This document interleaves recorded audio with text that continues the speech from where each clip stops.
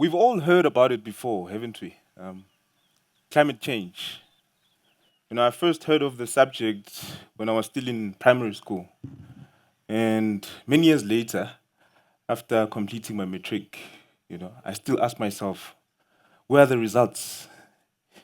Where are the tangible results we can actually see and feel in our communities? Because, while the world debates, while our leaders sign papers and make statements, there's been a group of people that have been silently and consistently doing all the work, doing all the work on the ground every single day. And those are the waste pickers, or as I like to call them, abacherezi or umcherezi. Now, in my language, we say umcherezi for one, or abacherezi for many. It's a street term. It means a hustler, someone who makes the most of whatever little that they have. It's someone who refuses to give up. And that is the story of Umkherezi. They are our environmental champions. You see them every day in our cities. They pull trolleys. They dig through your bins. And I'm here to tell you that they are the main reason for some of the most amazing statistics we have in the country. Do you know that our municipalities save about 750 million rand per annum in landfill space? A result that is a direct attribute to waste pickers. South Africa is considered one of the leading mechanical plastic recycling countries in the world, which competes with developed countries with far better sophisticated machinery and equipment and all that. And this is all due to waste pickers. Now, let me take you through what happens in the life of a waste picker on a daily basis. So, on average, a waste picker walks up to 100 kilometers per month. 100 kilometers, all just to make 3,000 rand, or if you're lucky, maybe a bit more. Now, I know this world very well because I come from it.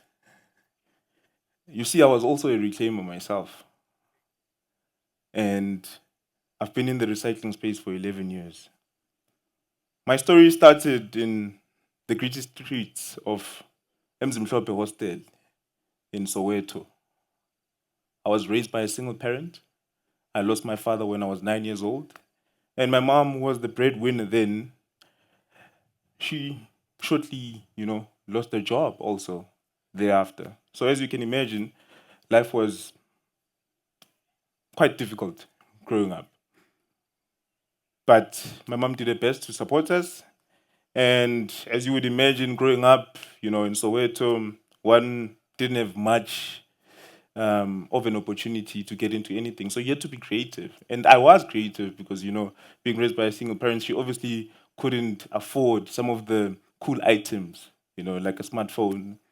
So I did all I could to hustle. I sold sweets at school. I even worked at a local funeral parlor. I was doing catering and graveside setup. And then I discovered recycling. And it just clicked. It made sense. I didn't need any capital to start. All I needed to do was to just find waste. Like all waste pickers do. They just need your waste. So all I needed to do was just find waste. So my first venture, I would go to people's yards and offer them to clean it up in exchange for whatever scrap they had lying in their backyard. And from that, I built and I was able to save some money so I could buy myself some cool sneakers and I could buy myself, that smartphone I so eagerly wanted. And soon after I finished high school, I fully went into becoming a fully active reclaimer. And from doing that work, I still saw how we were perceived as waste pickers in the community. I didn't do so badly at school. And I was quite popular. So To be subjected to a world where you're not seen, where you are degraded, where you're seen as a vagrant, where you're seen as a criminal, it didn't really sit well with me. And I wanted to try and make people see that the work I was doing or the work that we were doing as reclaimers actually mattered.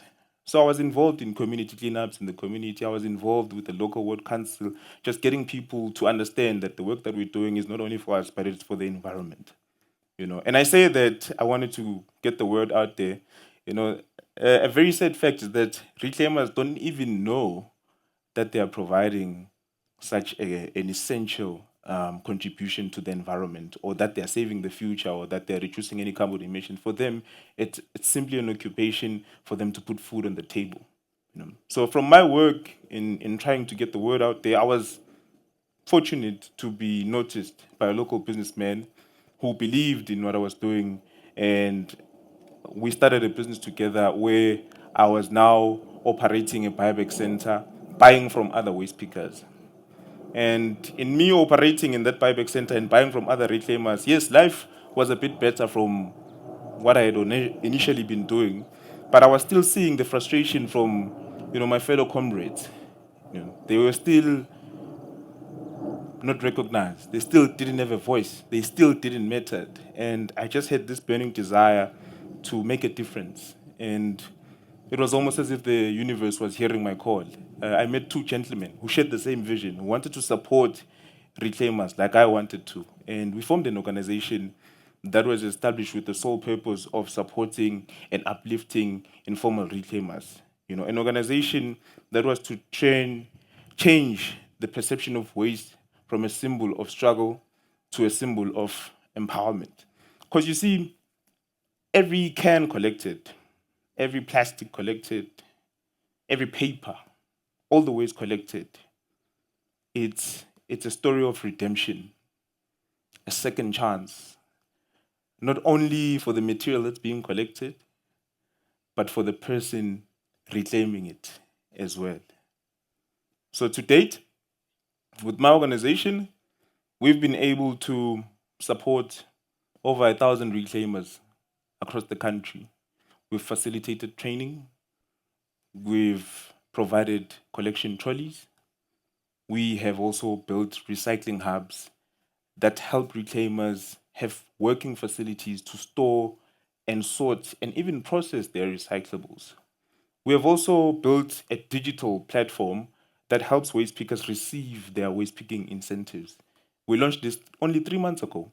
And from 3 months, we've been able to collect 1 million kilograms, 1 million kilograms of waste diverted from landfills. And now that's 1 million kilograms diverted from landfill and 1 million kilograms that puts us closer towards zero waste and a greener future. And it's 1 million kilograms that demonstrate what innovation and collaboration could achieve. Now, there's a lot of other benefits we could all benefit from as the public if we support reclaimers. You see them every day in your neighborhoods. They show up even on the coldest day. They show up even on a rainy day. They are a constant feature in your immediate environments. So, wouldn't it make sense for them to also be an added security feature, provide surveillance for your community? Because they're already there, they're on the street. Wouldn't it make sense for us to give them better equipment so that they can provide more efficiency in their collections?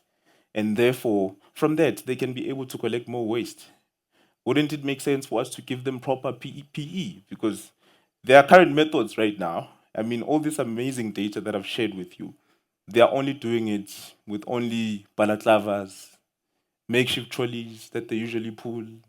Well, they are mostly viral for riding on them.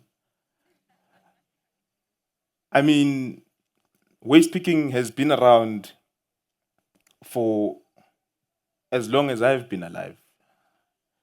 And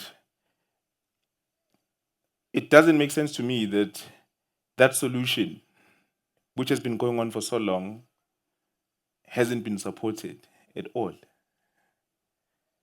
So What I feel we need is the will and collaboration to connect all the dots. And if we all come together and support those who are already doing something for our world, then I think we could all move closer towards a world that is sustainable, just, and circular. So for now, I would just call on everyone to perhaps let's stop walking besides them. Let's start seeing them. Get to know your local waste picker. Get to know the work that they do. Try to understand how you can help. And that not only goes for us as the consumers or for the households, that also goes to the decision makers, packaging manufacturers. There's a lot you can achieve by working with reclaimers because currently they are the only ones who know what is truly recyclable and what is just greenwashing. They are the only ones who know if anything is valuable to recycle or to collect. So I think it is quite important for us to have a ground up approach and just take full advantage of what is already on the ground. Thank you.